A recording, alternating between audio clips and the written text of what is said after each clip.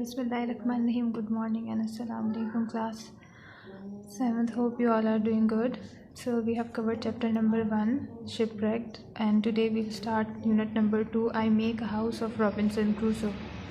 What we have done so far is Robinson is now stuck on an island. He has got something from ship. He has brought those things to island to make a house and to protect himself from wild animals and some food and water.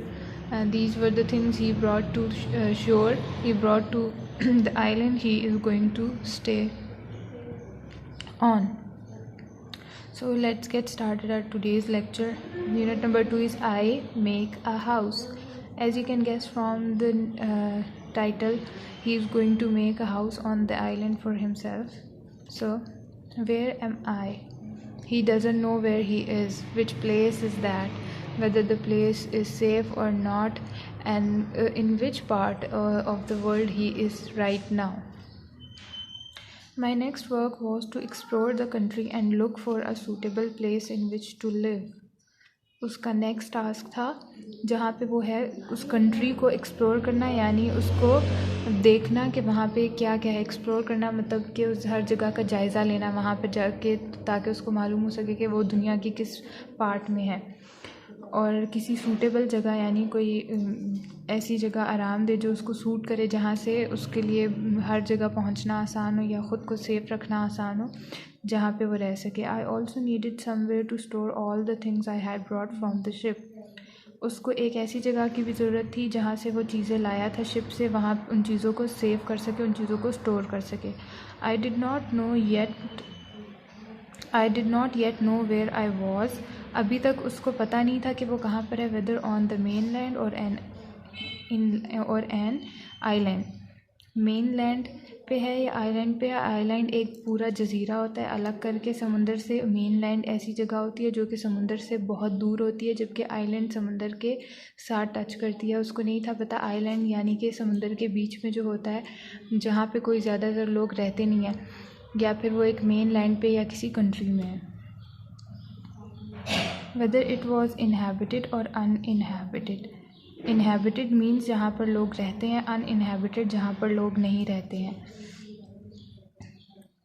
Whether I was in danger from wild animals और not. उसको नहीं था पता कि ये जगह main land है या आइलैंड है, आबाद है. इनहेबिटेड मतलब जहाँ लोग रहते हैं, आबाद है या नहीं है आबाद. अनइनहेबिटेड जहाँ लोग नहीं रहते, और डेंजरस है ये जगह या नहीं, वहाँ पे वाइल्ड एनिमल्स हैं या नहीं हैं, उसको अभी तक ये नहीं पता था. इसीलिए उसने कंट्री को एक्सप्लोर करना था, जहाँ पे वो है उस जगह को एक्सप्लोर करना था. I looked around about a mile away from we was a line of hills. उसने पीछे देखा तो उससे 1 मील के फासले पर पहाड़ों की एक लाइन थी, काफ़ी सारे हिल्स थे. One was higher than all the rest. एक जो हिल थी वहाँ पे, एक जो पहाड़ था वहाँ पे, वो बाकी सबसे बहुत ऊंचा था. I took out one of the short guns and one of the pistols. Short gun is kind of gun जो कि थोड़ी सी राइफल टाइप की होती है, वो शॉर्ट गन होती है.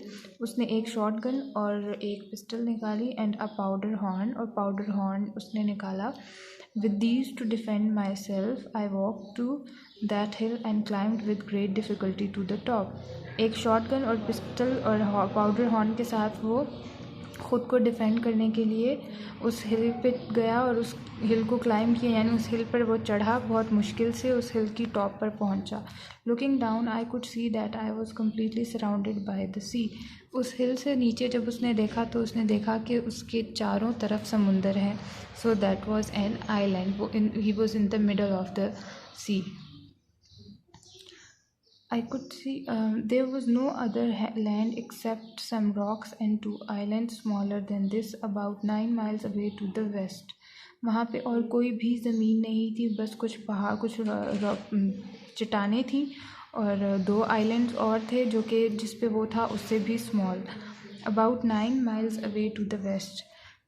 वेस्ट की तरफ 9 मील के फासले पे. There was no sign of human life. वहाँ पे इंसान रहते हों या इंसान की ज़िंदगी का कोई भी साइन नहीं था. ऑफ फार्म्स और हाउसेस, वहाँ पे कोई फार्म्स और हाउसेस नहीं थे. So that means that place was uninhabited, गैर आबाद जगह थी. There were just trees, plants and wild animals, वहाँ पे सिर्फ दरख्त थे, पौधे थे और ख़तरनाक जानवर थे। वाइल्ड एनिमल्स मतलब ख़तरनाक जानवर। I came back to my raft and set to work bringing my cargo on shore. वो अपनी राफ्ट पे वापस आया ताकि वो अपने जो उसका सामान था उसको शोर पे ला सके। This took me the rest of the day. उसको पूरा दिन बाकी पूरा दिन इसी काम में लग गया, सामान लाने में।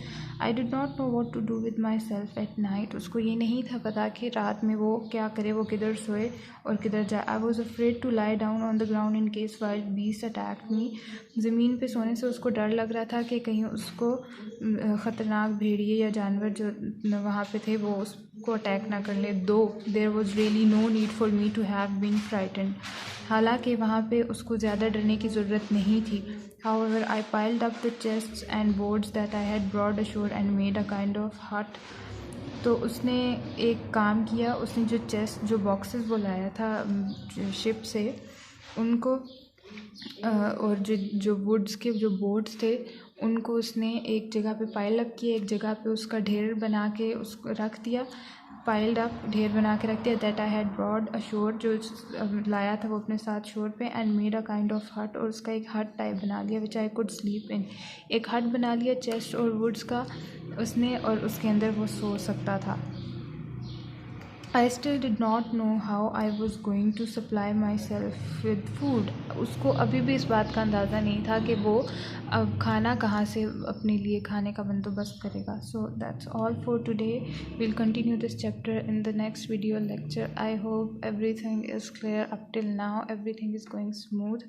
So that's all. Stay safe. Allah Hafiz.